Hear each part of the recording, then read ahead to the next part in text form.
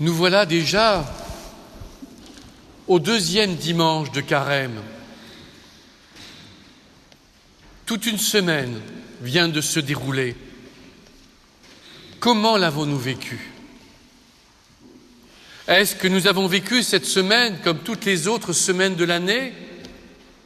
Ou nous l'avons vécu, ou l'avons-nous vécu, plus intensément, plus fortement?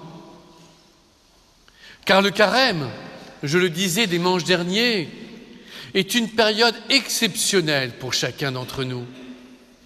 Une période où toute notre énergie est dirigée vers ce que nous allons célébrer, la mort et la résurrection du Christ. Dimanche dernier, avec l'épisode des tentations, nous avons pu voir comment, à notre tour, nous pouvons lutter contre les tentations. Pour ceux qui étaient là, vous vous souvenez sans doute des 5 étapes décrites par les pères du désert face à la tentation.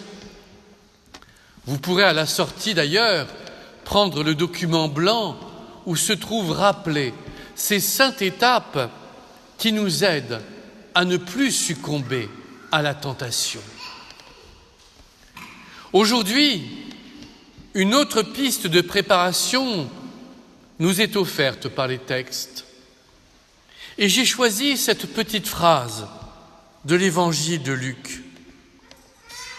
Pierre et ses compagnons étaient accablés de sommeil, mais restant éveillés, ils virent la gloire de Jésus.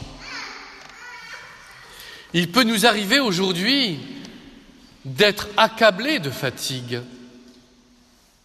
de par le travail, de par la vie qui va toujours trop vite, de par peut-être un excès d'activité. Et le sommeil est le contraire de ce qui est mis en avant ici. Restant éveillés, ils virent la gloire de Dieu. L'éveil est pour nous chrétiens un terme fondamental. Beaucoup pensent que lorsqu'on parle d'éveil, on est bouddhiste, mais pas du tout.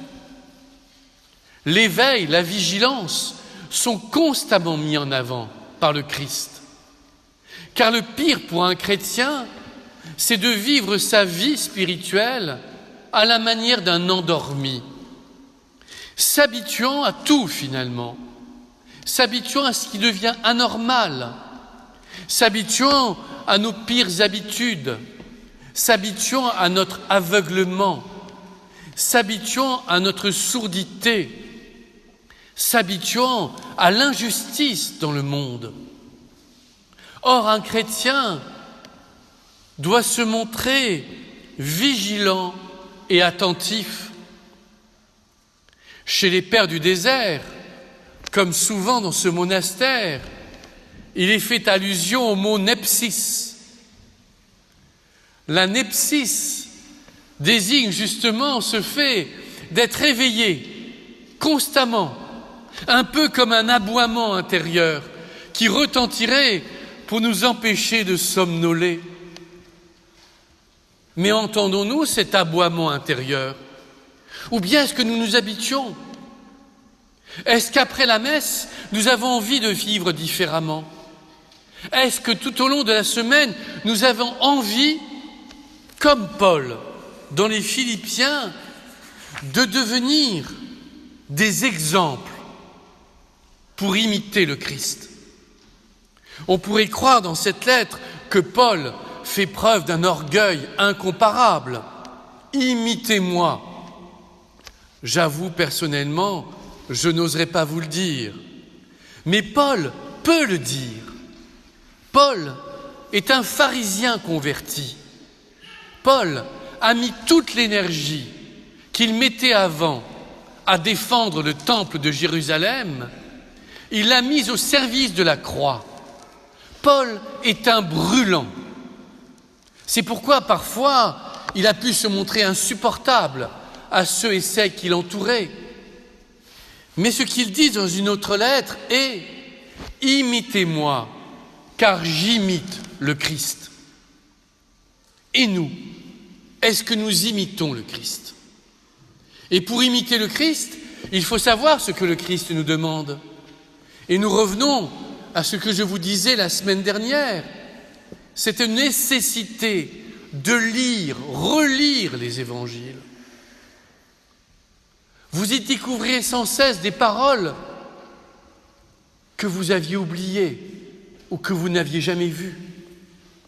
À chaque année, notre manière de lire l'Évangile devient différente. Ainsi, où en sommes-nous de ce commandement du Christ? Ne juge pas et tu ne seras pas jugé. Est-ce que nous n'avons pas du mal avec ce commandement?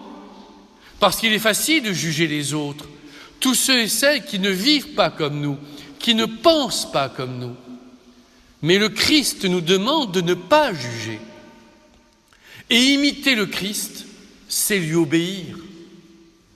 Quelqu'un qui ne juge pas, c'est une personne qui laisse constamment à l'autre la possibilité de la conversion. Juger quelqu'un, c'est l'enfermer, c'est le bloquer définitivement. Ne pas le juger, c'est lui ouvrir la porte pour changer. Cette porte que Dieu nous laisse ouverte constamment, parce que Dieu ne nous juge pas. Dieu est amour, Dieu est miséricorde. Et c'est cet amour, cette miséricorde de Dieu dont nous faisons l'expérience qui nous invite à changer. Tout à l'heure, je citais à quelqu'un cette phrase d'Isaac le Syrien au VIe siècle qui disait « Le sable de nos péchés n'est rien par rapport à l'océan de miséricorde de Dieu. » Oui, nous ne sommes pas parfaits. Oui, nous chutons. Oui, nous tombons. Mais la miséricorde de Dieu nous met sans cesse debout. Et cette miséricorde infinie de Dieu nous invite à vouloir l'imiter. Parce que quand Dieu nous demande d'aimer, il nous demande de devenir comme lui. Je lisais ce matin une mystique, Mechtilde de Magdebourg, qui disait que ce commandement de Dieu, aimez-vous les uns les autres, aimez vos ennemis, était la demande de Dieu implicite de devenir comme lui. Dieu nous invite sans cesse à devenir comme lui. Et il nous en donne la possibilité par l'Esprit Saint que nous avons reçu au baptême. Cet esprit qui nous mène à la perfection, cet esprit qui nous mène à la sainteté. C'est cette sainteté, ce désir qui doit être brûlant chacun d'entre nous. Brûlant comme ce soleil, brûlant comme le soleil qui hier nous a accompagnés durant la marche et qui nous a poussés, malgré la fatigue, à avancer sans cesse. Nous sommes des descendants d'Abraham. C'est ce qui est dit dans le texte de la Genèse. Nous sommes des fils d'Abraham, comme le sont aujourd'hui les musulmans et les juifs. Nous sommes tous des fils d'Abraham. Et plutôt que de juger, nous devrions être tristes profondément qu'aujourd'hui les fils d'Abraham soient divisés, qu'ils s'entretuent. C'est de l'aveuglement, c'est de la sourdité. Les fils d'Abraham ne sont pas appelés à cela.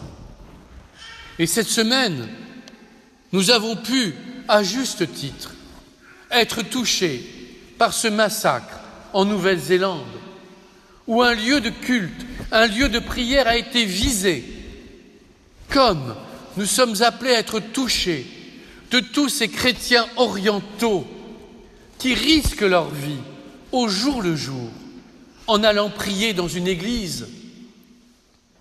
Pour ceux qui étaient là il y a 2 ans, quand sœur Sarah est venue, souvenez-vous de ces paroles. Oui, nous savons qu'à chaque fois que nous entrons dans une église, nous risquons d'être tués. Mais aller prier Dieu est plus important que notre peur. Alors nous, chrétiens de Poitiers, qui ne risquons a priori rien en venant dans une église, avons-nous cette foi? Avons-nous cette certitude? Avons-nous cette confiance? La peur est le pire vice que nous pouvons éprouver, car la peur entraîne la perte de la foi, la perte de l'espérance. Et nous ne pouvons pas, nous chrétiens, manquer de foi et d'espérance. La cloche vient de sonner. Elle nous rappelle que Dieu nous appelle constamment au plus profond de nos cœurs. Soyons vigilants pour entendre la cloche et derrière la cloche, entendre la voix de Dieu qui nous appelle. Pour cela, ouvrons les oreilles de notre cœur.